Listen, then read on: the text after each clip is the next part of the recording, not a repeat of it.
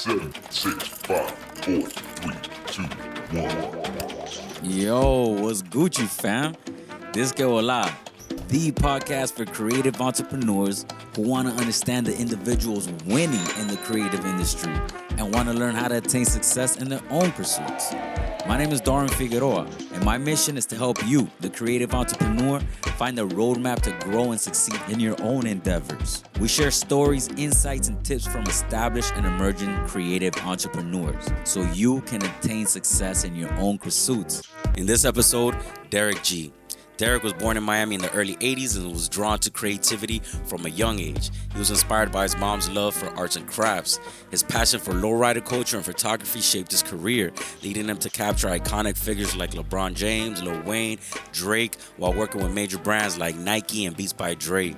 Beyond photography, he's now focused on marketing and brand development. His new brand, Slide Global, is about car culture worldwide. He's also building creative firms and helping other brands reach new heights. Without further ado, let's get into it, all right? Listo. Thank you, everybody, for listening. Everybody who's giving me love, showing me love, and showing me assistance. I appreciate you sending those positive messages. I know that the podcast is sporadic. It's not on time like every single week or something like that. It's because I have a life outside of that. You know what I'm saying? I just want you to be aware. Shout out the work staff. Yeah, shout out the work staff at Casa Tiki. that don't Shout out understand Casa we're recording Tiki audio. for opening their doors to me once again. Shout out everybody from the Dead Flamingo pop-up. Appreciate every single last one of you. In the studio today, once again, we got 305 representative, been doing shit for a minute. I've seen you growing through the scene and doing various things in the scene. Derick G, thank you so much for your time, bro. Thank you for coming on and talking to me, bro. Thank you for having me, bro. Appreciate it. So let's just recap. So the G stands for what? G's it's not Gomez or Garcia or Gonzalez. It's actually Garnier, like the shampoo. It's French. Garnier. Okay. And you said that you are doing things in various ways right now, right? So you primarily, the way that I ran into your creative aspect is through photography, right? But earlier we were talking and you said that your first avenue into the creative world was through the car club, The car scene, like low car riders scene. and stuff. Okay. Yeah. So you used to, did you do competitions? Would you put your car, you wouldn't have a car. You were legit back then. Well, no, I mean, I used to have model car. I've been driving since I was 12, 14 years old. My mom actually would teach me behind the Publix. Oh, okay. Right by Jose Marti for you all know. Damn, that's next what's to up. La Grande. But I've always been into cars for whatever reasons. Always been in the blood. And, like my mom would help me with like the model cars and my lowrider bike, and she would help me upholster everything. So like that was like a creative process. But It was all through vehicles. I always pay homage to like my love for vehicles because my love for cars is what got me everything. It's the reason why I'm having a conversation with you now. Yeah. It's my love for cars. But how so? Why do you say because that's what opened up your creative? That's what opened every single door. I got on set because they needed cars for music videos, and I would just show up with cars. Like since I had all the cars and all my friends had nice cars, I learned. I got basically. The guys from the car club hit me up and like, hey, we're gonna go do a video for some German DJ and Little Kim. Yeah. You want to put your car in it? I'm like, sure. I've said this story before for any of y'all that's seen anything. And basically, the song's called Kimnatized, and it was a play off of Hypnotized from Biggie. Yeah. But it was featuring Little Kim and this German DJ. I think they were German. I don't remember. But they shot in Miami. They needed a bunch of cars. We were there all day. We shot on the old Port of Miami bridge that's right next to Bayside. It's still there today, but it's only used for like production stuff. I've seen it in a bunch of commercials and stuff. And I got screwed over on that job. I think it was like 17 or 18. How so? Because I was supposed to, they said, hey, they had I think like 20 cars. And they're like, hey, we're only going to pay the 4 main cars that are in the video. Yeah. My car is probably one of the cars that's in the video the most.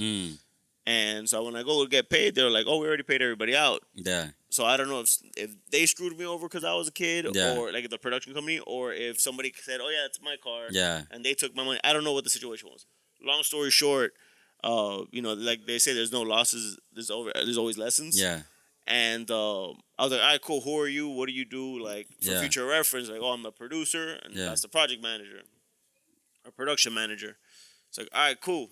well, if you guys ever need a car, here's my number. Hit me direct. Yeah. So whenever I would be, that was my Cadillac, which I had back in the days. Yeah. Had hydraulics and had TVs, and it was all custom. And it was literally my daily driver. It's the only car I had at the time. Yeah. So I would always be in my nice car. Yeah.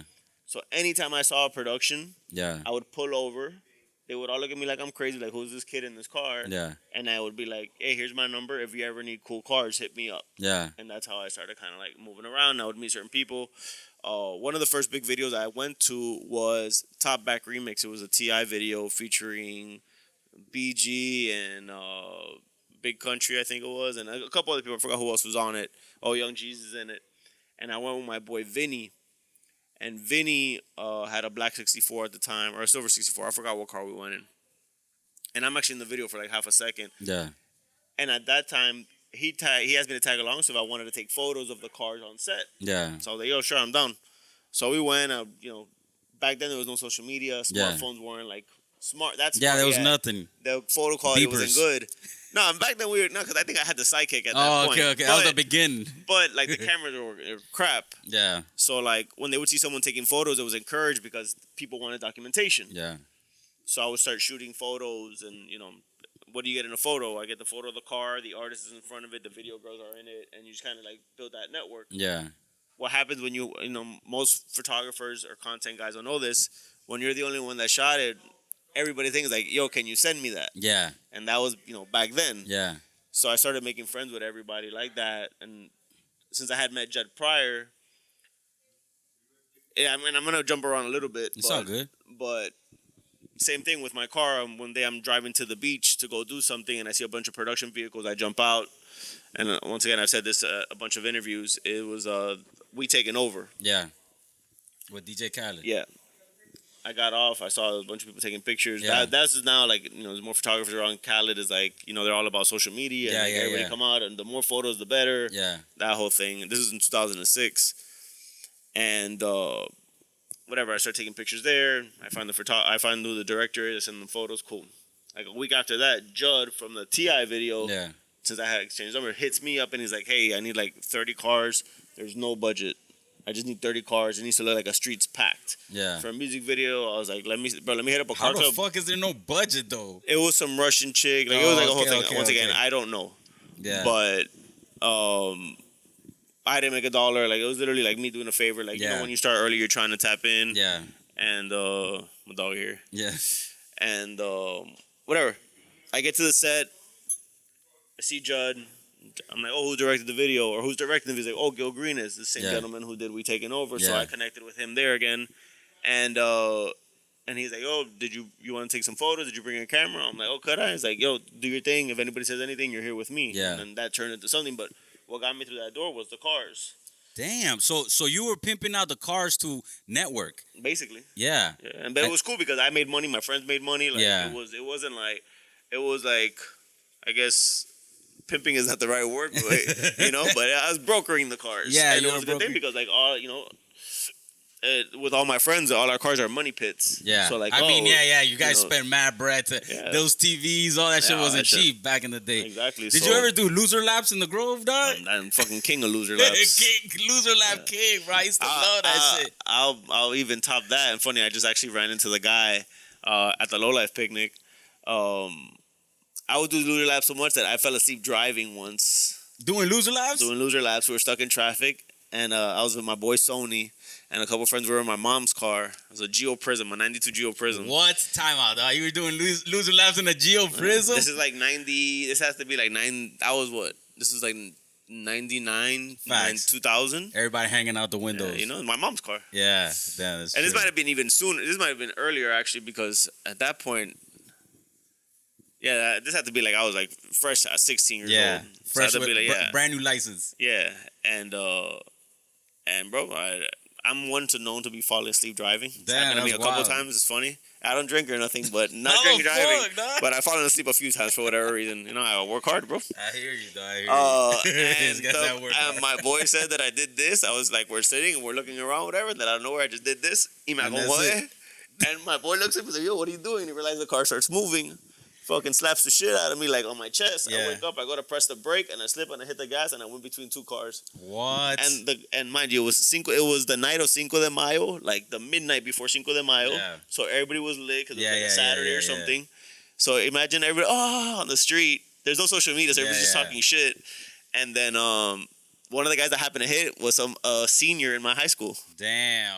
He didn't know who I was, but I knew because of his car. Oh, okay. Yeah, and mind you, they're all drunk. Everybody's lit. Yeah. Because, you know, and So no cops got caught, nothing. oh no, like of course the cops came. Oh, It was yeah? a ticket. It was a whole thing because I got in between two cars, so I hit two. The other people I didn't know. Mm. And I was a kid, so okay. I see they're what not you're gonna be saying. like, all right, you could tell, you know. Dip You know, out. people's Peace. cars had to be painted, and it was a whole thing. But yeah, no, loser laps were my shit. Damn. I had me and my friends had our route from Hialeah to like Sunset Place. Oh and then, I remember you would go to the Sunset We Place. take too, Palmetto. dog. We jump on the Palmetto on 103rd. We all pump gas. Jump on the. We probably meet at the Taco Bell on 122, which is 68th Street. Yeah. For those that don't know, in Hialeah, behind Lago Grande. From there, we would either take 68th up to the Palmetto all the way down to Sunset, get off on Sunset, make a left, get to US 1, cut Yeah. through Sunset, do it a few times. Yeah, you know, it's like a yeah, figure eight. yeah. It's like a weird route. And then from there, take US 1 all the way down, make a right on Grand Ave, hit Start Grand the- Ave up and down, maybe for like 2-3 hours. Yeah. Yeah, when that got boring. That's just crazy, bro. I remember doing that. Like, we would come down from Ghouls and we'd just ride up US 1 and hit Sunset and then jump back on US 1 and hit the Grove. But, like, that, you keep saying before social media, and that's just true, dog. Like, so I feel like social media really changed shit up big time, Oh, yeah. like, in terms of, like, socializing, right? Back then, that was the socializing. That literally was like your Facebook. You would see other people in other cars, and you would like jump out the window and Yeah, try to yeah. holler at the girls through the window and shit like that. That was the DMing back then. You No, know what I'm saying? That was the I direct message. remember because girls used to do it too. Girls Facts. would go squatting and Facts, you know, bro. They whatever, would go squatting too, And then so what you would do, you would switch passengers. Yeah. Yo, y'all go over there. The girls would jump in here, and then you guys become friends. And you know, back then you would be able to post up on Key Biscayne. Where you'd be able to Yes. drive up to the sand and hang out. You can also on Watson Island. You'd be able to park there and like look at the skyline. Yes, and post yes, up there. yes. People would go there to smoke and do other things. And you know, it was just a different time, bro, because you literally had to like socialize and like, Legit. and you had to be friends with people and talk with them to see what's going on with You have their to be lives. friendly. Yeah. You have to So- know how to hold a conversation, which I feel like, I mean, I don't want to sound like the old man in the group and all that shit, but I feel like the youngsters right now have a problem socializing, like not knowing how to talk to each other. Back then, you were forced to talk to each other, like unless you was gonna be dry as fuck. You know what I'm saying? Like you Yeah. had no chicks, you had no friends, no nothing. Even those people would socialize because they would have like their own group of people that would normally like they would hang out with. Like I remember down south, there was like the emo kids would hang out with each other and all of that. You know what I'm saying? Yeah, of course. Everybody had their own group, you know, but they still socialized in person. Yeah. Like that whole like social media game really switched it up. But I digress. Going back to the car situation, so like the cars was your first avenue into the creative world. Correct. And then after you started with like bringing the cars on set and all of that, did that naturally progress into you taking pictures of the cars and then you went into the photography route, or how like what was that? Well, I was taking pictures of cars already. Like I was really into it. I already had my like little Canon digital Rebel, so Canon XT was what it was back then. Yeah. And I was just taking pictures of like my friends' cars, and like I was really into the car world since I was really young. I would go to all the lowrider shows. I mean, even before digital, when I was still like in middle school, I have a photo of me at the lowrider show in '98. I was in 8th grade. Damn.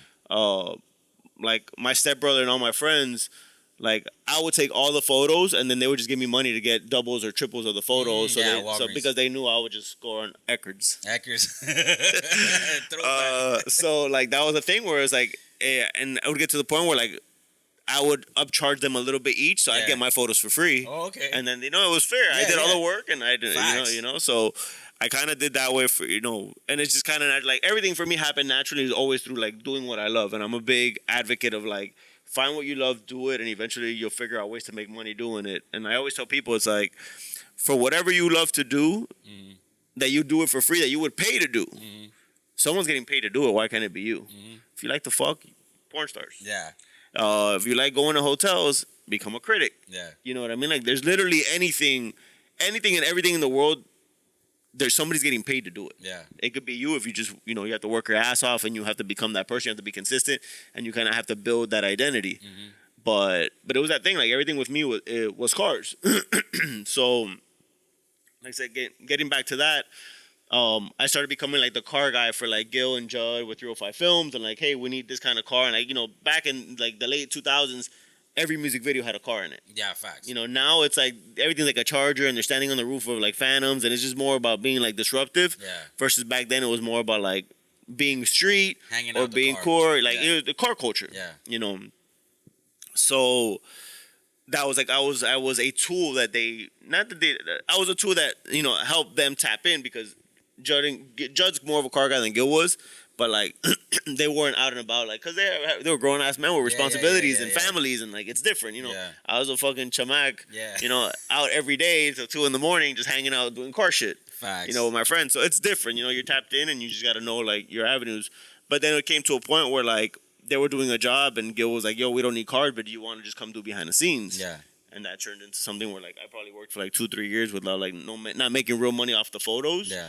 So like now when like they alley-oop that bill to like the record labels. Yeah. Because they're like, hey, look, we need this now. Now there's MySpace and we have all these different things and Facebook and all we need a lot of photos. Yeah.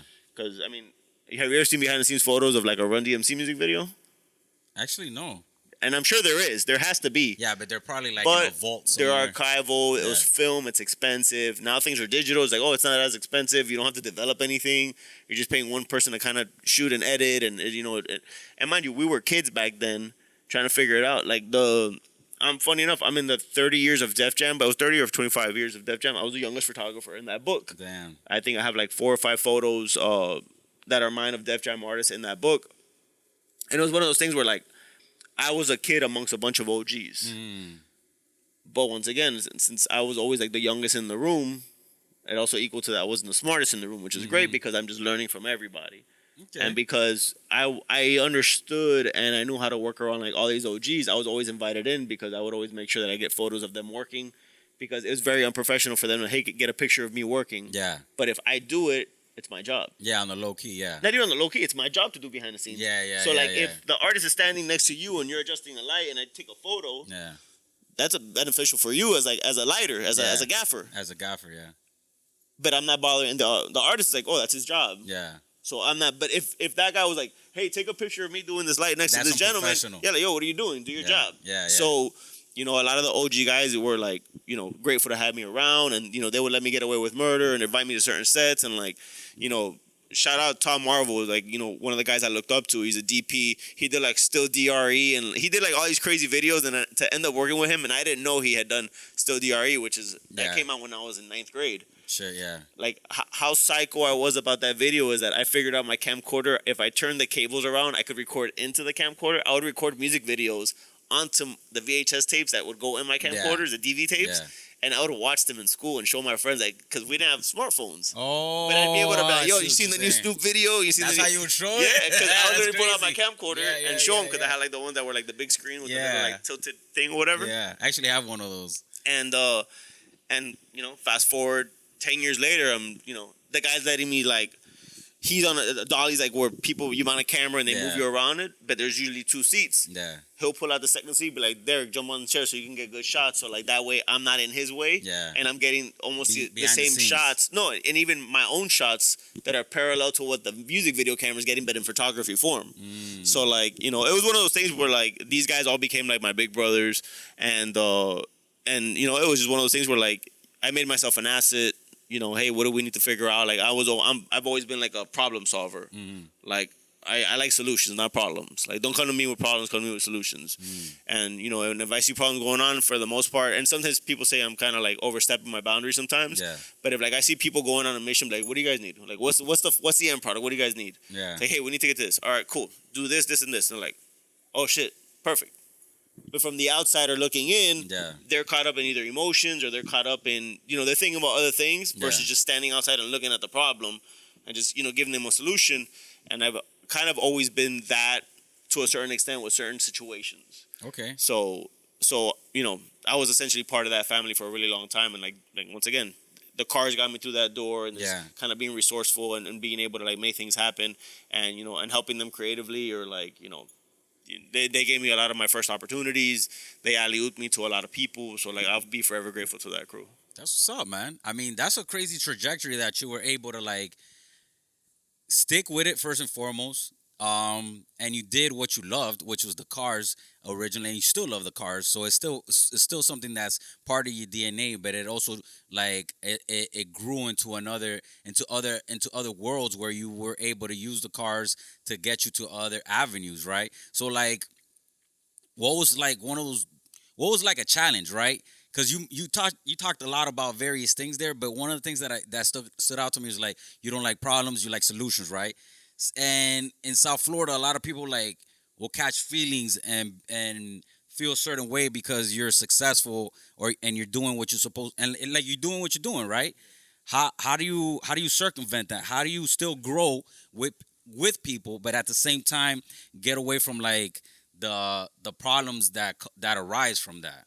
I mean, for me, it's easy. I just step away from whatever, It's easy for me to walk away from stuff that, and mind you, I've been told sometimes I care too much. Okay. But I've learned to like stop sacrificing myself to a certain extent, for people that don't give a shit about me. You know what I mean? Like I've been in circles where like I've helped people build amazing things. Yeah. And then it's like when it's time to get paid, it's like everybody's scratching their head, or like, what about this? Or I've actually seen people like there's an issue, I fix the problem, and then they take the full credit for it. Damn, that's wild. And it's one of those things where it's like, all right, like me getting the credit for that's not gonna benefit me, so Yeah. fuck it, who cares? But the fact that I know like that's their action, they're willing to do that shit and just look at me and smile, like it's like, That's all right, the type cool. of person you That's are. the type of person you are. I've always said it like this, bro. You gotta treat broken people like broken mirrors. You can still use them. You know what I Damn, mean? that's Like, wild. like a broken mirror, you can still grab a piece and look at it, and you use it as a Yeah, mirror, but yeah. you know it's broken. Yeah. So, like, to me, it's like that's how I use people that I know are broken.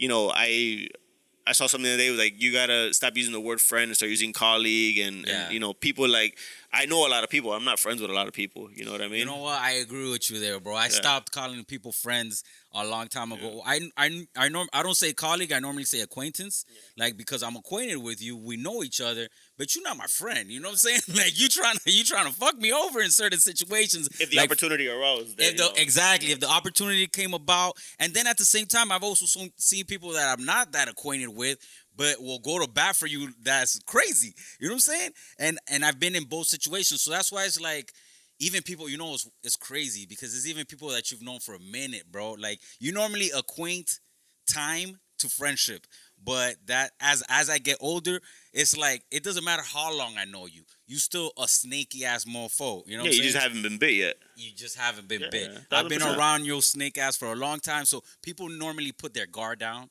after you've been around with somebody for a minute, or you seen them for a while. But yeah, bro, it's true. Like it's hard. It's hard out here. Okay, because this is my thing. I know South Florida, right? And South Florida is cliquish as fuck, bro. It's like super cliquish. And sometimes like certain cliques have I like to call it the sun, like the person who everybody gravitates to in that clique, right? Yeah, it's like there's their own universe, and everybody Their own little universe, they and then all the orbit sun. around them. Yeah, everybody orbits around that one person, or maybe two people, or whatever the fuck. And if you're not cool with that one or two people, then there's no way that you're gonna get a part of that. You No one might there's get your close friend. to that. Yeah, you might get close to that, to the sun. You might be close to that universe, but they're not gonna let you in, right? You can't orbit with us. Exactly, you can't orbit with. You can't orbit with us. I mean, that's South Florida, dog, and that's something like that I've come up against, right? I've buttressed that a lot because I'm just I as an individual, I have a lot of acquaintances and I'm down as fuck with a lot of people, but at the same time, I have my clique, which is Strange Bass. That's my DJ and my music production people. But outside of that, it's hard for me to get into other little cliques, basically. Like I'm not one of those people who's gonna be like kissing ass all the time to try to get into somebody's orbit. How do you network that? How do you know how to work it? We're like, okay, I'm not kissing your ass, I'm not anything, but I'm gonna get to a point where it's mutually beneficial for us to fuck with each other. How do you do that? How do you? I mean, perfect example. I don't mind reaching out to people. If I see there's an honest man, everyone has I said it the other day. Everyone has an agenda. Yeah. Good or bad, everybody has an agenda. You could be the nicest person on earth, but there's an agenda there. Facts. For whatever reason. And there's nothing wrong with having an agenda. No. But I'm just a big believer in disclosing your agenda. So like, hey, look, yo, I see what you're trying to do here. Bro, I can definitely get you past the finish line. Oh, why are you doing this? Because if you get past that finish line, guess what? It solidifies what I'm trying to prove, and it's a win-win for both of us. Here's the thing. Let me ask you something. If I can give you $100,000 tomorrow for throwing a party, would you take it? $100,000? Yeah. Like pay me $100,000? Yeah. But what if you found out you did all the work? Yeah. You did everything. But what if you found out I handled the door and I made $900,000? Look at your face. Look at your face. I wouldn't be, at the end of the day, I wouldn't be upset because you could have handed that $100,000 to somebody else and somebody else would easily have taken it. And that's the best answer you can give. Yeah. Some people be like, oh, fuck that, but I did all the work. Yeah. Okay, but did you haggle? Did you negotiate? Yeah. Did you talk about it? Yeah. I just told you I'm gonna give you $100,000. We're doing a party tomorrow. I'm gonna give you $100,000. Yeah. You down? You need you to DJ. I need you to set it up. I need you to set up the chairs. Yeah. And I need you to clean after. You want to do it? You're sitting for 3 hours worth of work. I mean, fuck yeah. Okay, yeah. Yeah. But someone else be like, nah, fuck that. I did all the work. I should get more money, or at least you get half. Yeah. You know, I know a situation where like, you know, I alley-oop work to a bunch of to a bunch of people, you know, friends and colleagues and whatnot that do what we do, and one guy once came to vent to me about somebody else that offered them work, and it was like a $500 job. Yeah. The guy offered him $100. He accepted. He didn't know that the job was $500. He accepted the job for $100. Yeah. And then once he found out that the guy who alley-ooped him the job made $4 on it, Yeah. he was like, "Oh, fuck that dude. This is that." I was like, "Did you ask for more money?" He's like, "No." "Did you ask him what the rate was?" He's like, "No." He just asked me if I wanted to do something for $100. Like, you agreed to it, bro. You should be mad at yourself. Yeah. Nobody else. Yeah. You know what I mean? For the future, like when you know, now you send him the fuck off. You just lost a lifeline where like he could have thrown you more money, and then down the line, you could be like, "Yo, you know what? I want $250," and the guy would have been like, "Yo, fuck it. I'm making $250 and I don't got to do it. Go do your thing." So it's one of those things where you got to understand where you stand with certain situations, and you got to understand how you pursue certain things. Another example. Understanding having like not genuine, but like having like a common finish line. Like we both want the same thing at the end. Okay. You want to paint this building white. Yeah. That's your goal. I want to help you paint this building white because I'm going to get famous off of it. Yeah. You don't care about the fame, but then once it's done, everybody knows, yo, Derick painted that building. That's the guy. Yeah. You're like, yo, but I painted the building too. Yeah. But what the fuck do you care when your goal was just to paint the building? Yeah. But your ego kicks in and you're like, damn, but he got all the credit. What do you care? You literally did half the work. I did the other half. I did 50% of the work. Yeah. I'm just getting the 100% of the credit. Yeah. And you didn't care about the credit, but because you saw someone else get the credit, it bothers you. It hurts your ego and it eats into you. And it's one of those things where you just need to understand like what you're getting yourself into, who you're getting yourself into with, you know? It's one of those things where like I'm not too worried about what everyone else is doing. I'm kind of doing my thing. And if I run into someone doing something that's, oh shit, like I can see something out of this. Yeah. You know, let's have a conversation. I've had plenty of conversations with people that have gone nowhere, and there's no issues. It's just it didn't blossom into anything. Doesn't mean that we are enemies or we're not cool anymore. It's just like it hasn't blossomed yet. Yeah. And I'm the kind of person, I'm a half cup kind of full person. Yeah. Like I'm looking at the positive of everything. You know, people say like that's a bad trait of mine that I should really look at everything as like half empty, and I'm not like that. Yeah. Because at the end of the day, I know what I could do with half that cup of water. Yeah. You know what I mean? Like I can still drink from it. Facts. You know. Yeah. You know what I mean? Like I'm still grateful that half of that cup is there. You know what I mean? So like I move in a certain way where like everything I do is genuine. Yeah. Is there an agenda? Always. Yeah. You know what I mean? Like, you know, perfect example. Dism 305, huge artist from Miami, good friend of mine. He's been on the podcast. Yeah. Yeah. Great friend of mine. And friend, I'm using it very loosely because we don't hang out a lot. Yeah. But we appreciate each other's work. We appreciate each other's rep for the crib. Yeah. And it's one of those things where like there's a mutual respect amongst us. And for example, he one day posts like, "Hey, I need somebody that does drone work." I don't even DM him. I text him. I'm like, "Yo, what do you need?" Yeah. He's like, "Oh, I'm painting this basketball court in Kendall. I need to come shoot it." All right, bro. If I can go late, I got you. He's like, "Yo, we're here till like 2 a.m. Like, okay, perfect. I'll meet you there after a certain hour." I went out there. I shot the shit. I flew the whole thing. Yada yada yada. Whatever the case may be. Then fast forward, like after this was before Basel. After Basel, he's like, they're announcing that the Tuesday after Basel, they're gonna do the unveiling of the court. Yeah. You know, everyone from the city's gonna be there, and it's like a whole thing. They're doing an art show, whatever the case may be. I had already put on my calendar I wanted to go. Yeah. Because I wanted to shoot the drone with like now people playing basketball over it and kind of unveiling the court completely done before you know it gets damaged or wear and tear from the weather, whatever the case may be. I went over there. I threw the drone up. I shot it. Why did I do that? One, he needed it. So like, why not? No, down the line, like I don't know how many people could say they've shot a basketball court painted by their friend. Yeah. So like to me, it's something cool. Another thing is I go so hard for Miami and I rep the crib so much. My company's called Retro Dade. I archive that now. Yeah. And that goes into my database. And like in 30 years, when they talk about basketball courts in Miami, with the Miami Heat celebrating 50 years of basketball here, they want to fly back to like all basketball moments from Miami. Oh, guess who has those files? Derick got them. Yeah. You know what I mean? So to me, it's like archive was a big part of it. So I'm not benefiting from it now, but maybe down the line I will. Yeah. You know, in my own personal projects or anything beyond, or even him. Yo, Disney becomes the biggest artist in the world. Yeah. Who's got like content of him? Yeah. Derick does. Yeah. You know what I mean? So it's one of those things where like I just enjoy the process. We got to talk shit. We got to hang out, and it's something where we always run into each other at events on the street. Yeah. That was like one of the first times that we're literally just like me, him, and one of his boys that was helping him talking shit for 2-3 hours in Kendall at like 1 a.m. Yeah. Was it Dreps? Bro, I don't know the graffiti names, okay. bro. I meet everyone. Dreps, I'm trying to get you on the podcast, motherfucker. No, but I don't know the graffiti names, and I get introduced to so many people, and I'm terrible with names. I'm great with faces, but terrible with names. But it's one of those things where like I came at it as like he needs something. I got the time, I got the tools, I got the skill set. Why not? And you know what? When I was doing my 305 event earlier in the year, he saw me posting about it, and he hit me up. He's like, "Yo, I actually just did some artwork for this company. They have like this liquor in a can thing. I think they would," and like he knew that they needed events or venues to pop up at.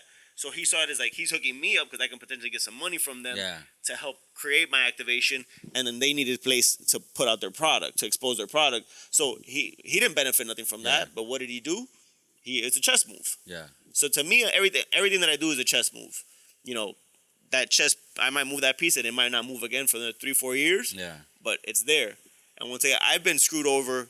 I've been, messed up. It's rain. Yeah. Yeah. I've been screwed over and I've been, fucked out of things. And it's one of those things, bro, I'm still standing here. I'm still doing it. I feel you. You know what I mean? Like, and I'm not worried about that, because if you sit there and you count every time you've been fucked over, you go write yourself a pity book and go sit in the corner and read it to yourself. You know what I mean? Like, you can't sit there and there's people that obviously get affected by things more than others. Yeah. After getting fucked over as many times as I have, I've kind of become numb to it. And sometimes I'll take certain things, because obviously more things like when, you talked about earlier, like friendship is based on time and the whole nine. And obviously the longer you've been friends with someone and they hurt you, the deeper the cut. Hurts. Yeah. Yeah, the deeper the cut. Yeah. So it's one of those things that I've been screwed over by people I just met. I've been screwed over by people I've known for over 10 years. And it's one of those things that it's like, nothing surprises me anymore. It is what it is, and it's not how you fall, it's how you get back up. Yeah. And not every time you get fucked over, you're falling. Yeah. You might have just tripped a little bit. So you just got to keep it moving, bro. And like, I'm not worried about cliques. I'm not worried about what everyone else is doing. I'm kind of doing my own thing. And you know what? I'm my own son, and whoever wants to orbit around me, come through. That's true. And if you're fucked up, I'll just throw a comment at you and you out. That's you know funny. What I mean? You can't orbit with us. Yeah, that's funny. You can't orbit with us. Bro, I feel you on that shit, dog. So, like, the reason I bring it up is because I really had personally, I had a big issue with that. Like, I would get embittered, right? I'd be like, damn, don't nobody fuck with me. Like, ain't nobody giving me no love out here type of situation.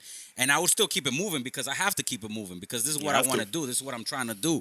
But at the same time, it did take me some time to realize, all right, first, I see the people who are fucking with me, and I fuck with them heavy. Like, for example, the Def Flamingo, Casatiki, these people fuck with me heavy. I fuck with them heavy too. Like, I want to give them as much as, if not more than what they giving me. You know what I'm saying? Same shit, likewise with like Strange Base, my crew. People that I like, that came into me and they had absolutely no reason to fuck with me or give me any kind of love, but they did, right? So I really take that into consideration. But at the same time, other people that I've seen, like, damn, that have done like sly ass moves against me, I used to get bitter about it. I used to be like, damn, what? I didn't do shit to you, bro. Like, why you doing me like that, right? But it did take me some time, but I have come to the realization, like, everybody's in their own journey. Like, everybody has, like you said, the broken glass thing. I just see, like, everybody has their own cuts, right? And they don't know how to handle their own anger or resentment or whatever the fuck they got going on. So I try to not take it personal. I used to take it personal. That's what it was. Bro, here, I'll give you a cheat code. He didn't do anything to you. He did something for him. All right. Or her. Yeah. You understand what I'm saying? Like, Yeah. like, you know, and not to get into too detail, I've noticed situations where it's like, they made a move that fucked me. Yeah. But it benefited them. 100%. And at the end of the day, it's like, you know, perfect example. I have a client of mine that for whatever reason is not a client anymore. Yeah. But they hop, skipped, and jumped over me and reached out to some of my people. Yeah. That I, you know, had a lot of love for. Yeah. And and this was like a 2-month process. I was obviously clueless because I had no idea this was like in another state. But it's people from Miami, and they try to circumvent you, probably to try to cut out your fee and shit or something. Whatever the case may be. Long story short, the client calls me. They text me that, hey, do me a favor. Can you hit me up or whatever the case may be? I hit him up. He's talking to me. Mind you, this guy doesn't owe me shit. Yeah. He's a client. Yeah. You know. He said, hey, I wanted to let you know I did a project and I hired your people. Mm-hmm. And I'm like, okay, that kind of sucks. What's the situation? He's like, oh, you know, like whatever. He just wasn't giving me like a straight up answer. Yeah. He felt like he had to let me know to try to save face. Yeah. I told him, yo, I appreciate the call and I thank you for being honest with me, but I don't feel good about this. Yeah. Fast forward, my people, I get a text from them. Hey, when you get a chance, let's get on the call. Get on the call. Hey, I spoke to so-and-so. They told me you kind of like have a bad taste in your mouth situation. I was like, yeah, 1,000%. Anybody would. Yeah. And basically, it was like a 20-minute conversation back and forth. I told them this. I asked, let me ask you something. Have you ever been cheated on before? Yeah.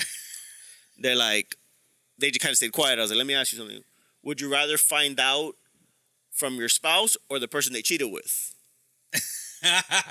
And they were like, okay, I understand. I was like, yeah, like, because they were like, oh, the client wanted to talk to you first. Yeah. Fuck the client. You and me have a relationship. Yeah. You should tell the client, yo, I can't let you do that because my I have to face Derick all the time. Facts. I have to run into him in my city.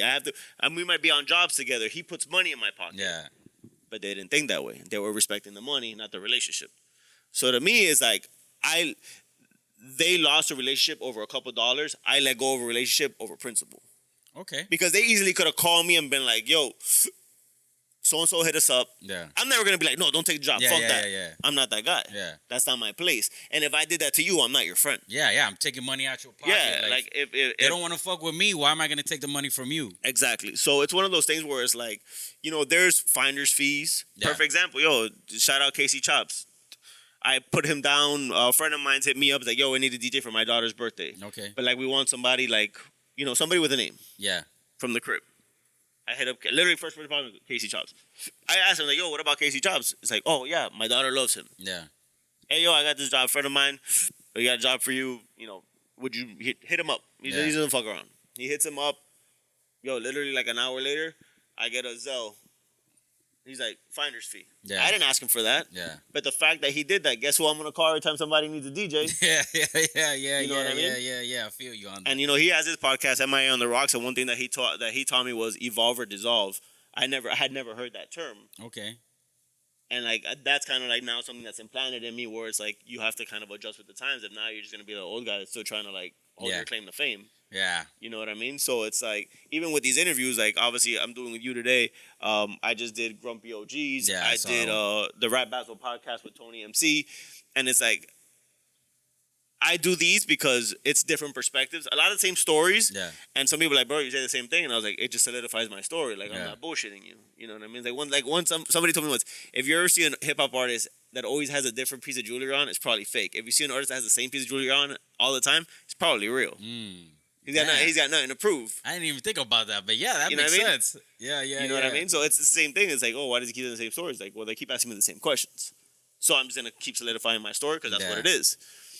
But the whole thing about, like, putting people down in situations like that, so basically they're like, oh, well, how are we supposed to fix the situation? Like, there's no fixing. What's done is done.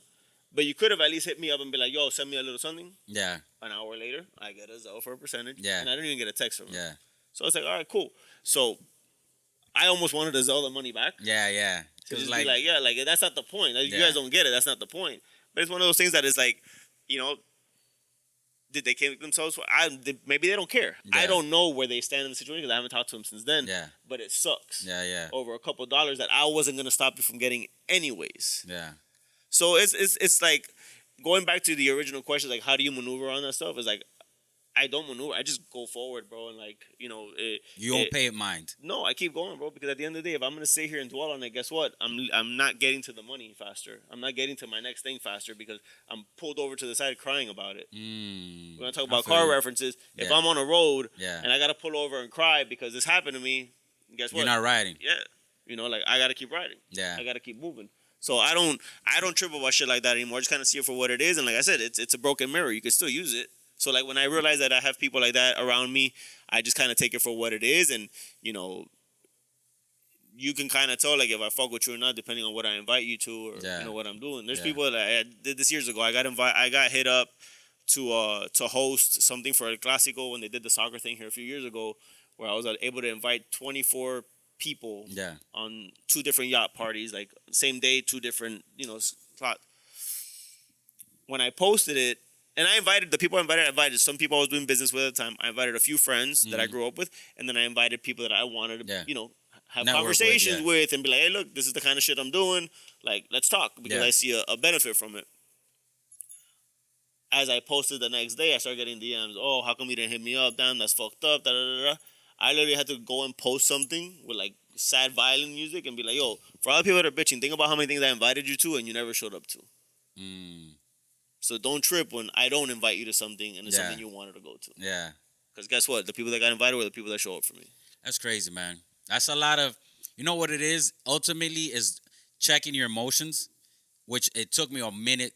I'm not going to front. It took me a minute to like, because when I consider somebody a friend, I get highly invested as a friend, right? And I'm the same way. You know what I'm saying? So that's why it took me a minute to like check my emotions with my friends. Like if you don't mean shit to me, you do me dirty, no me importa, right? Yeah. I keep it popping. But if you mean something to me and you do me dirty, then it's like, damn, that shit hurt. Like you said, the deeper the friendship, the harder the cut, right? Yeah. So it's like it took me a while to like check my emotions and be like, okay, maybe they're going through something, or even if they're not going through something, it's not my place, right? It's not something that should affect my energy. I need to keep my energy clean. I need to keep riding, right? I got to keep doing it. So you can step on the brake for a second and just kind of try to peep the scene, but you don't have to pull over. Facts. You keep them, you just, all right, cool.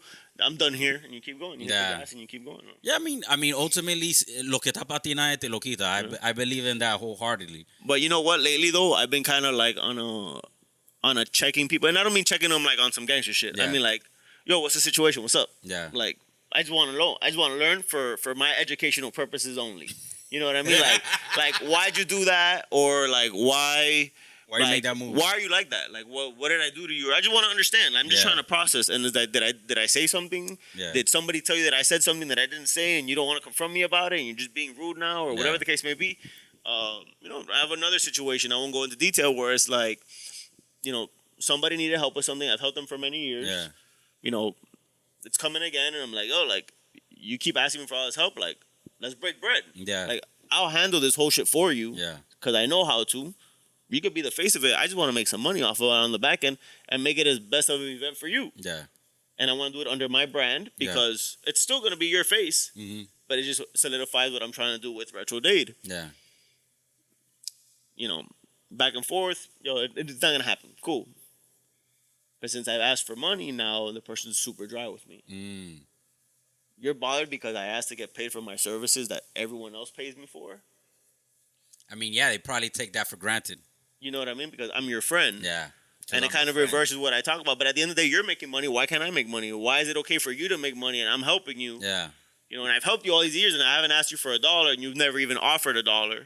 That's what they already got comfortable with that. But now you're coming to me asking me to help you. Yeah. And I want to charge you or I want to add a fee or whatever the case is. And mind you, I'd set it up to where like, I make money if he makes money. Yeah, it's not like I'm making money off. It's not like you're cutting. And I told him like, yo, I don't need nothing up front. Yeah. At the end of the day, like I'm gonna see what the door is. I'm gonna understand what the money that was made, and I just want my piece. Yeah. And I guess they didn't like it, but at the end of the day, now I know where they stand. That's what's up, man. I mean, yeah, it's crazy when friendships and money start intermingling. Yeah. But you know what? People say, "Oh, money ruins everything." Money doesn't ruin shit. It's greedy ass fuckers that ruin everything. Because at the end of the day, if you break bread, if you and me right now were to throw a party, and once again the whole money thing, Yeah. if you and me were to throw a party now, and it's like, yo, I don't really need him. Like, what do I benefit from it? Okay, I have less work to do. I have more time to mingle. I have more time to network. Yeah. You know, and then guess what? Me mingling and networking, I might book another party because I had the time to have that conversation because the work was split between me and you. Mm-hmm. Versus if I'm doing everything, Yeah, I you're can't wearing have all no the hats. conversations. Exactly. I can't have no talks. And you just did a great party, but we never had to have that talk. And guess what? Tomorrow they forgot about it because we live in a thing where everybody has ADHD. ADD and whatever the case may be, and they forget about everything the next day. Yeah. And it's like you need to understand, and everything is chess, bro. And I learned this on a job where, like, and I've said this in the past as well, where I love my photography. I love what I do. I love being a photographer. But it sucks when they put you in that bubble because I'm beyond that. I can do so much more for you. And I'm perfect. And I'll talk about the situation. I did a huge project, for a big international sports team. And I was brought in first to, like, hey, can you help us find a location? Mm-hmm. Locked in location. Hey, can you help us find entertainment? Locked it in. Yo, we need like a big name, like a big name celebrity to show up and shake hands and kiss babies and all that shit and kind of show that they show interest in the sport. Done. NFL player. Done. We need influencers to come and post here. Done. We need a PR person. Done. On the day of, I also had got hired to shoot it. Yeah. So I'm hanging out with my camera. Mind you, I essentially produced 80% of the event. Yeah. Taking pictures, whatever. Posted up with my guy that brought me in. That's my dog. Like, shout out to him. And then there's other people. Mind you, I'm on all these emails because all these different people are responsible. All these people from these companies are responsible for all these different things that I helped them achieve. Where I would meet someone, and they'll be on their phone or whatever, and it's like, hey, this is so-and-so. And they look at me, they look at the camera, like, oh, hey, what's up? Yeah. They just assume, oh, he's just a photographer. Within those same 5 minutes, someone else would walk into the group and be like, oh, so-and-so, this is so-and-so. It's like, are you the Derick from the emails? Like, yes. Yo, thank you for everything you did. I appreciate it. Or you have no idea, like, what you did. The first person eavesdrops is like, oh, you're that guy? Puts his phone in his pocket. Like, oh, now they want to have a conversation. Yeah. So me holding the camera in my hand and not having that producer executive role hurt me. So on the next job I did with them, I was like, hey, if you don't mind, I want to hire someone else to shoot it. I just want to be with a walkie-on and be a producer. Why? Because now I'm not making the same amount of money because I could be shooting it and get a few more $100 out of it. But now I'm able to have conversations with the other producers and the other execs and all that stuff. We're like, hey, we really love this. We didn't care much for that. Yo, on the next one, if I was running around shooting, I wouldn't be able to have that conversation. That's true. So you got to kind of know when to like, oh, so my idea for my friend that I was trying to help was like, don't worry about nothing, bro. Go enjoy your event. Yeah. Go mix and mingle. Go talk your shit with your people. Go host. Yeah. I'll handle all the back end shit. That's what's up, dog. And they don't understand that. I mean, yeah, you got that's grand scheme. That's a high up purview to be able to understand all of that. Yeah. And when sometimes if you don't have that kind of vision, it's hard for you. You can't force somebody to have the vision. Oh no, 1,000%. But it's crazy because like, yo, I'm coming to you because I know you know what you're doing. Okay, if you know that I know what I'm doing, let me do what I gotta do. Yeah, and let's break bread. And unfortunately, it's like I ran at them the other day and tapped me, yo, you straight? Yeah, I'm straight. Yeah, and it's just like that different demeanor. I feel you. And it sucks because it's like it's not money. It's your demeanor. It's your thought process. Yeah. That's fucked up. It's not the money because we can both benefit from the money. Yeah, it's more ego situation. Yeah, it's ego, and that's what I've noticed. So like to simplify your answer is check your ego and sometimes check people's ego and be like, yo, put ego to the side. Just think about it real quick and then walk away with them and just leave them with that thought. Yeah, and let them kind of process how it's like, damn. Okay, I'm not here to fuck you over. Yeah. And sometimes when I've ever had a situation with somebody, I'll pull them to the side. I'll jump in the car with them. I'll go to another room with them because, like, yo, my goal is not to embarrass you. My goal is to let you know what the situation is. Yeah. Whether I fuck with you or not. Yeah. It's like, yo, I'm not here to embarrass you. I don't have to put on a show and bump my chest and like, oh, I'm going to fuck you up. Yeah. There's no point in that. Nobody wins in a fight. I feel you. You know what I mean? That's true, dog. Nobody wins in a fight. Gets bloodied and and not even that. If you fuck the dude up and then the dude's a bitch and calls the cops. Yeah, it's a wrap. You just fucked up your day, or you fucked up your month, or you got a record now because you wanted to bump your chest like King Kong. Yeah. There's no point in that. I mean, but that's a lot of ego check, dog. But here, that's the thing. That's the thing. And you know how I've learned the right way of doing it is you put them to the side and be like, look, big dog, I could have done this in front of everybody and made a big show, but that's not my goal. Yeah. My goal is to educate you or put you on play of like what I'm trying to achieve here or trying to figure out what's up with you and me. Yeah. I'm not. That's nobody else's business here. Exactly. It's your minds. That's it. I mean, yeah, but that's not the regular play. A lot That's of not people, a regular. Yeah, that's not the regular thought process. Yeah. It's because ego gets in the way. Ego gets in the way. You know, and it's unfortunate. You know what I mean? And it's one of those things where like I've learned to like, if there's ever a situation with me where like I know facts, Yeah. I'll be like, yo, let me holler at you, and not in no ego, not no bumping, no chest, no nothing. And I'll have a conversation with you and like, yo, I can't fuck with you no more, big dog. There's no beef, no nothing, but just like that's it. We're not cool. Like it is what it is, and I just walk away. There's no pushing, there's no shoving, there's none of that shit. Do I want to punch people in the face sometimes? Yeah, but am I gonna benefit anything from it? No. Nah. So 100%. like, you know what I mean? Like, and then I've also learned too. Situation happened to me yesterday. I'm standing in a place that I was invited to have a conversation, and the place was actually like closed. It wasn't even open to the public at the moment. Yeah. And in walks in a dude that doesn't care for me. Yeah. Out of the grace of him saving face amongst the business owners or whatever, when he walks up to me, what does he do? He throws his hand up to say what's up. Yeah. They don't fuck with me. I know he doesn't fuck with me. He knows that I know he doesn't fuck Yeah. with me. I throw my hand up. Why? Because I'm not going to be the one to start a problem in someone else's business that I was invited to. I feel you, yeah. And on the way out, when I went to say bye, I was introduced to somebody else that he was talking to. I was, yo, great meeting you. I bumped him again. I was like, I'll holler at you later. Yeah. But there was no tension. There was no beef. There was no nothing. Only people in that room that know something was up was me and that person. Yeah. And once again, the point is not rah, bump my chest. The point is, if there's a situation, let's figure it out. And if there's nothing to figure out, cool. But then don't fucking say what's up to me. Yeah. Give me a fucking head down and keep it moving. Like Yeah, we don't need to make physical contact to save face or whatever the case may be. Like I don't want your energy, but I'm not. If I leave you hanging, then it looks like I'm starting problems. like you're the one. You're gonna say something, then I gotta say something back, and there's no point in that. If you don't fuck with me, don't say what's up to me. That's true, dog. If someone introduces us, give a head nod and keep it moving. Yeah. And that's it.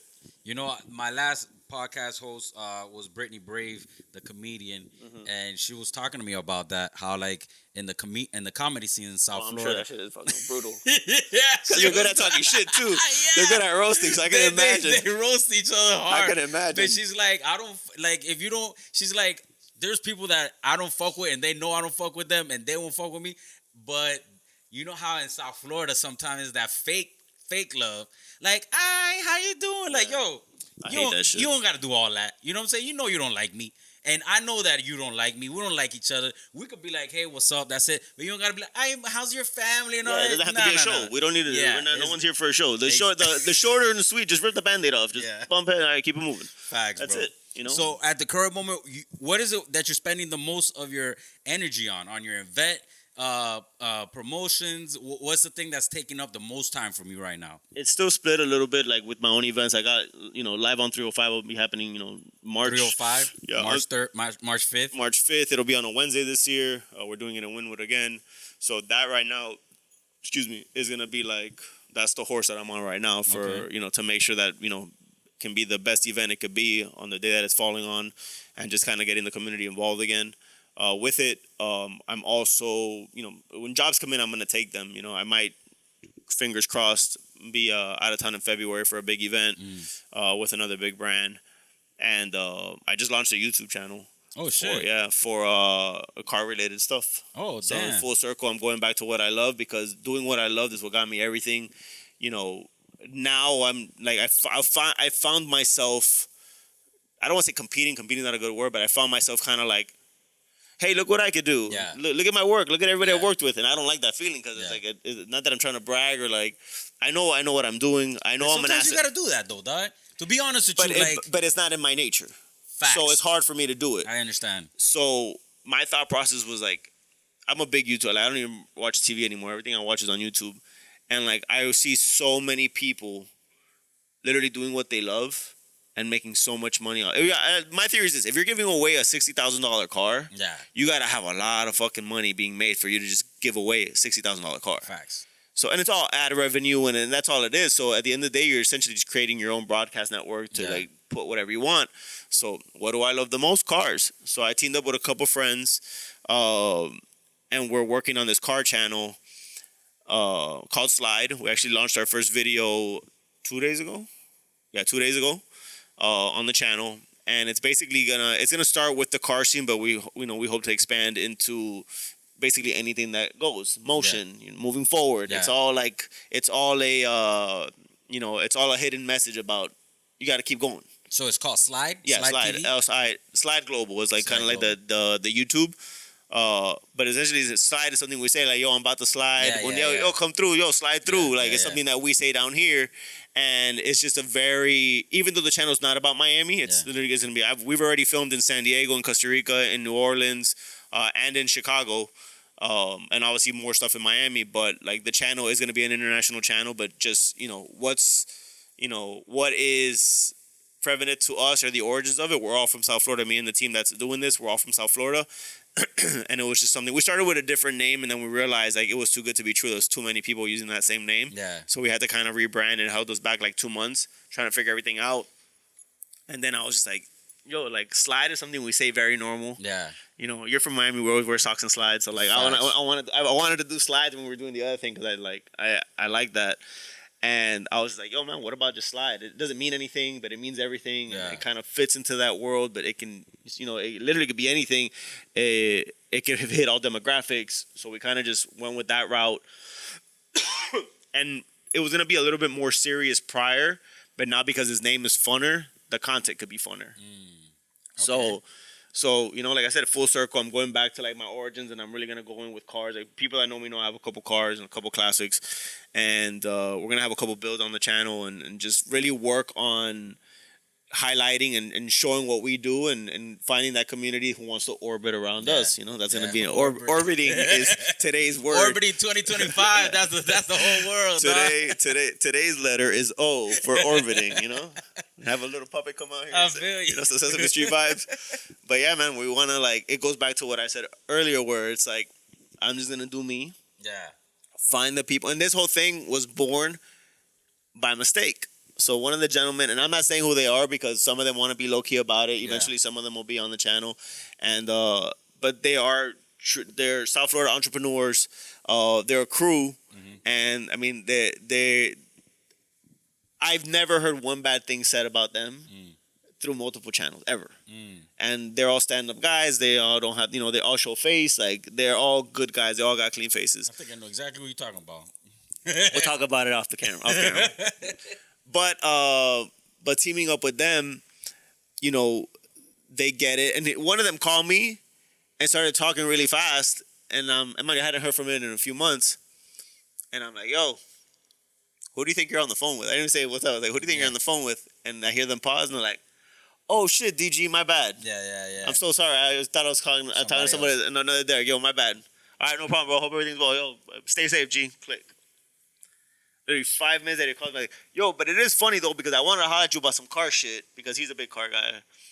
They're not all car guys, but the specific one that called me is a big car guy, and he's like, man, I actually want to pick your brain. I want to figure out something with like a car, something car-related I want to do. And then I was like, bro, that's easy for me. I literally have a folder on my phone of just like car-inspired things that I want to do in my future. I just started sending him shit. Okay. He literally hits me back. He's like, damn, like, you were prepared. Like, no, this is something I want to do. It's just, it's not something I know I could do by myself. And I have to do it with the right people. When it comes to content, I got it. I got the team for it. I can potentially handle it mostly by myself. But once again, I know it slows me down versus having a team. Having a team. They're more in the e-commerce world. So with them handling shit that I hate, the reason why I don't do the Hialeah shirts and all that stuff anymore is because I hate inventory. I hate shipping stuff out. I don't mind doing it if I'm gonna pop it up and sell out the same day. But then having to fold everything and put it away, and then like, somebody wants to buy a medium shirt, I have to go through the whole box. I hate that whole process. These guys do e-commerce. They have a whole system built, ready to go. They have a multi-million-dollar company, and like they get it. So I was like, yo, once again, it goes back to tools. It's an agenda. They want to do something car related. I want to do something merchandise related. It's a win-win. It's a win-win for both of us. So once again, we kind of like teamed up. Bunch of meetings, fast forward till we finally dropped our first video 2 days ago, which today we're on the 18th. I dropped it on December 16th. and it was called Car Basel because Okay. like talking about like how cars are infiltrating Basel. Like Jaguar unveiled their new Jaguar here. Everybody's doing stuff on Cybertrucks. People are painting live on cars. So it was like one of those things where like it's gonna be something that's gonna be searched through on YouTube. People look up Art Basel and they don't make it to the event, or they look to see if the art came out in it. So it's one of those things that hits the search engine right when it right after it happens. Yeah. So I had that process where like I want the first video to be an Art Basel related car video to kind of ride that Art Basel wave to kind of see if because everything's an algorithm and everything is based on interest and whatnot on YouTube. So I kind of started working on that, and that's kind of like something that's going to take a lot of my attention. But just YouTube in general, because I'm working on 2 other projects that'll probably end up on the platform as well. Okay. Something being a little bit more archival, because I literally have everything I've ever shot in my entire life. Damn. Still, for the most part. Yeah. I have lost some things and I have gotten rid of some things, but for the most part, I have like all my crazy like LeBron stuff, my crazy Cash Money stuff. So like, and a lot of stuff was on Vimeo, which is another platform. Yeah. And because they used to not have copyright. And then one day they got copyright. I had over 700 videos of copyrighted music because it was all the Cash Money stuff. And they deleted my entire channel. So anywhere where my stuff was embedded was deleted. Some stuff is on YouTube that people would rip off and then re-upload. Yeah. So some stuff has been like ripped, but then, I would say 85% of it has disappeared from the internet. Yeah. And I still have it. You gotta and it's all hip hop history. So I'm thinking about bringing all that stuff up through a channel and like, Derick's commentary and stuff like that, where like I can talk about being on the private jet the first time. I can talk about like being a kid from Miami, and like I had no ties to none of these people. Yeah. I was there because I brought cars to a music video and I was doing behind the scenes and I met them. Like I have zero ties in my family to like entertainment or sports. Like this is literally me doing what I love that got me through the doors of that, and then me building my brand, getting with Cash Money, building my brand even more, going international, because before Snapchat and all that stuff, DerickG.com was a source for hip hop news in Miami because I was on all the video sets, and it started getting to a point where like I was being flown out because, it was crazy when back then when new hip hop artists were coming out or they needed like to be revamped, I would get hit up by like the management or their PR or whatever. It's like 2 questions would be like, are you gonna put your signature on it, and are you gonna put it on your website? Because they wanted that affiliation. Like, the guy who shoots everything for Birdman is taking my photos. The guy who shoots everything for LeBron is taking my photos. So, it's cool by association. Yeah. So that was like a big thing back then. And then once like Snapchat and all that shit came out, where everything was instant gratification, it fucked the game up for like the blogs and all that stuff. Because blogs, you could plan out a week and if we shoot something now, you can hold on to this for 2 months and it doesn't affect anybody because nobody knows this is happening. Yeah. But if I was to snap it now, I'd fuck up your shit because it's like, damn, like now I gotta hurry up. Once it comes. And that's the whole thing. That whole thing that messed up that game. Yeah. But once again, evolve or dissolve. Yeah. And, you gotta kind of just switch it up. So like now I think I can have the nostalgia aspect of it because in 2025 will be, September 2025 will be 10 years from, no, I'm lying. It's been over 10 years since I started with them, but I stopped working with them directly in 2015. I've done stuff with them after, like projects here and there, but like me on like a weekly basis was in 2015. So in 2025 will be 10 years. 10 years that since I've worked with them like on a full-time basis per se. So it's kind of crazy. So like think about a kid that knows Wayne now that's 20 years old. He was 10 when I finished. Yeah. So he was 5 or 4. Yeah. Excuse me. He doesn't really know. So like now it's like, oh, what's all this? And now with like the short form content and doing teasers on Instagram and all that other stuff. TikTok. I have all this. I have an arsenal of content. And you got AI who could chop it. Because AI is chopping everything like you know a what I mean? But I'm not there yet with AI. But it's one of those things where like, I just think it makes sense. Like, I run into people like, yo, like, what's gonna happen? Like, what are you gonna do? Whatever the case may be. Yo, if I become the old dude that has all the cool history shit, I mean, I'm down. Yeah, I mean, like I'm, fresh. You know what I mean? Like I did my thing. I had my fun. I got my family now.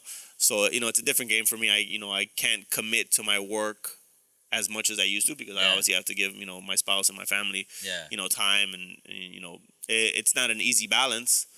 But you got to focus on, what's important and whatnot. So this is one of those things where I always want to have fun doing what I'm doing. If I'm not enjoying it, I don't want to do it. And it shows in my work. It shows in my face. So, like, even when, like, a job comes in that I don't want to do, I'd rather break bread with somebody, make a little something, and give them an opportunity because they're going to do it because they're excited about it. Yeah. And then I make a little something. They're happy they got hired. The client's happy it got done, and I micromanaged it for them.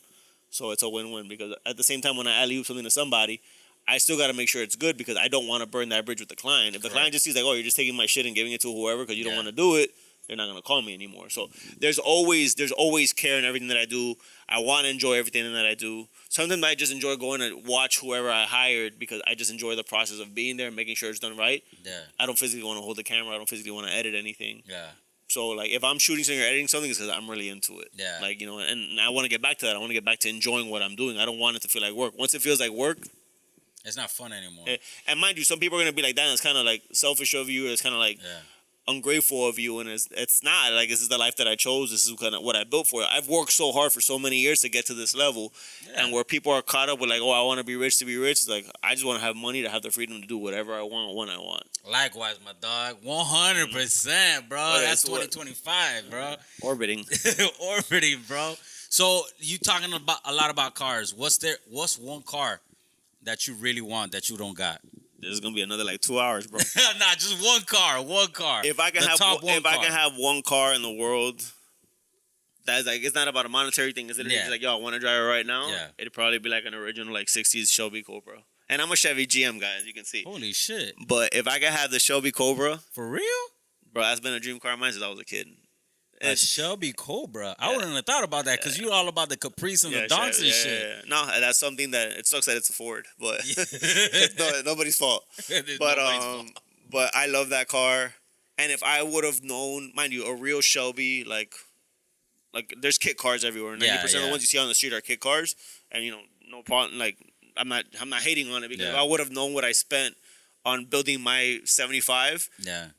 If I would have known I was going to end up spending that much money building that, I probably would have built a kit car Shelby, But obviously I love my car, but everybody sees me in it all the time. But if I would have known that I got so invested into that car, I could have literally built. Shelby. I could have built a badass Shelby. And you don't really see them out here amongst young people. Yeah, it's like an older person car. Yeah. And I'm not a horsepower guy. I'm not a loud exhaust guy. Like that shit actually annoying to me. Funny enough. But I just, for whatever reason, I love that car. And like one of the most heartbreaking moments is one of my favorite movies is Bad Boys. And then when they crash it at the end. It's like, it's a favorite movie, that was a kid car too, though. I wasn't real. That wasn't a real one. Now is a million. It's $1 million plus. Like it's not for an original like Shelby. It's $1 million plus, bro. Like that'll be a dream of mine to like. I've never even seen a real one. I'll tell you. I've seen Shelby. I've seen Carol Shelby. Yeah, I've seen him as a person. But you ain't seen the real Shelby. I don't think I've ever seen, and maybe I haven't. I wasn't educated on that's what that was. But if that's like one car, and like I said, I can go down the list. But like if I'm gonna call one out, is that like even funny? Like with my girl, when I was like, "Yo, what's that?" She's like, "It's a Shelby." Like she gets annoyed by it because I'm like, "Hey, what's that on the streets?" It's a Shelby. Like just to check her. That's wild, dog. That's fun though, man. That's one of my favorite cars, bro. It's good that you have that that you still have that enthusiasm for the things that actually put you on, which is like the car scene and that was what gave you the opportunities that you were able to exploit, smart enough to exploit, right? Because a lot of people once again have those opportunities presented to them. They just don't either have the ambition or they just don't know how to, or they don't even think about it, right? I think that they don't realize how easy it is. And that's one. Two is I don't think they're willing to put the work in. That's really what it is. And that's what it is, because to me, it's like, once again, what's the point of this channel? Like, yo, if I can figure out where I can go and shoot shit all day long and talk to car people, which I love car people, and then I can make money off of ad revenue, why the fuck wouldn't I do it? 100%. And here's the crazy shit. I talked about this in the past. For a long time, when I had all my Cash Money stuff on Vimeo, someone from YouTube reached out to me back in 2010 or some shit. Yeah, I still have their number. Actually, from YouTube. Oh, okay. And his job was to try to get me to switch platforms. Damn. And back then, I was already on Vimeo, but they had the copyright on YouTube, so I was like, I can't use that one with the music, and it's like, I don't want to feel like moving everything over. Whatever. If I would have gone into YouTube in 2010, oh man, your shit would have been. We would have been on my yacht having this conversation. You know I don't know if I would have had this conversation. You know what I mean? I would have to talk to 3 other people to get the okay to get the combo. But it's one of those things where it's like everything happens the way it needs to. Facts. Maybe I would have not been able, to work with LeBron or like team up with like Beats by Dre and do all the cool shit that I did. Yeah. Because I would have been caught up in my own thing. So to me, it's like, excuse me. watching like these guys that like been on YouTube since they were kids, and they're like Mr. Beast and all these guys, where they literally went from we saw them grow up on YouTube, and now they're millionaires and billionaires and doing all this crazy stuff. Like, I think it's like time for me to like stop eating shit and like focus on that, and like really like I know the car world. I'm not pretending to like, you know, enter a subculture that I'm, you know, trying to exploit or take advantage of. Like, no, I literally want to like, if I want to get to the point where like I want to pick one of my friends or one of my friend's sons that's always wanted to build a car, and it's just like they can do it, but it's gonna take them a few years, and I can build it on the channel and give it to them. You know what I mean? Like I want to be able to give away like car builds and like do shit for the community and do car shows at schools and just travel the world. Or like, yo, what if I meet another Derick that his dream car is a Shelby, and I can take him to go get one, you know, because the channel allows me to. And mind you, this is just me being materialistic. Like, you know, like even like what Mr. Beast is doing, like it's crazy that like he's doing shit in Africa and on all these different continents and countries of like putting water in places that like politicians can't do or billionaires don't do it because no da la gana. And this guy's doing it, and he's smart because he's doing it. And while he's documenting it, he's going to make his money right back, and that money's going to go right back to help somebody else. And it's literally a cycle for him. And then he's able to do like he's doing the Mr. Beast games, where he just posted, he broke 40 records, 40 World Guinness records or whatever, doing that show. And it's like, he all says through philanthropy. Yeah.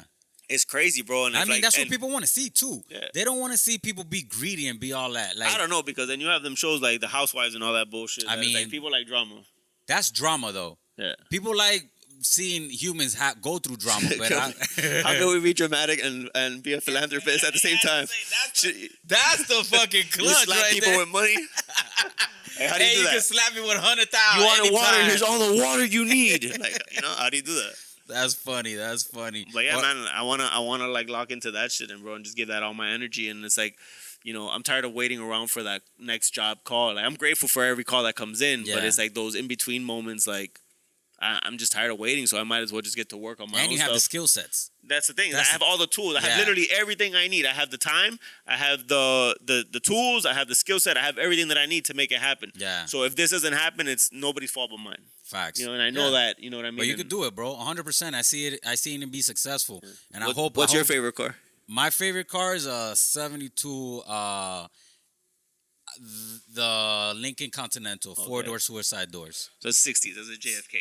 The JFK, yeah. 60s. Yeah, no. 69, 68? 60s, yeah. The JFKs. The Lincoln Continental. Yeah, Lincoln Continental with convertible. That's the one that I've always wanted. Yeah. I mean, right now I have my dad left me his truck. He recently passed away, and it's beat to shit, but I'm gonna restore it. I have a 95 Ford F-150. Nice. And I really want to get it I want to get a showroom style. And I've been pricing it out, you know. I've been looking at it. It had no AC, it don't have nothing. It just beat the. He used to use it for work and shit. But I mean, I feel like it's something that I could build up and hopefully leave it as an heirloom for the family. You know what I'm saying? And it's also like a thing for my dad. You know what I'm saying? Yeah, no, of course. You're building it for him and it's his honor. Yeah, and that's cool because if that's something that you do on your own or with your family or you know. With your little ones, when I don't have kids. No, I don't got kids yet, but it's something that I do wish that by the time I have kids, I'd be able to leave them that. You know what I'm saying? And cars are fun. They're not easy. Nah. They're hard. Yeah. Florida humidity sucks. Yeah. Makes things rust. Yeah. So it's one of those things that you really have to get yourself into. You know, if you're gonna get into it, get into it. Yeah. And mind you, like, if I can give you any advice towards it.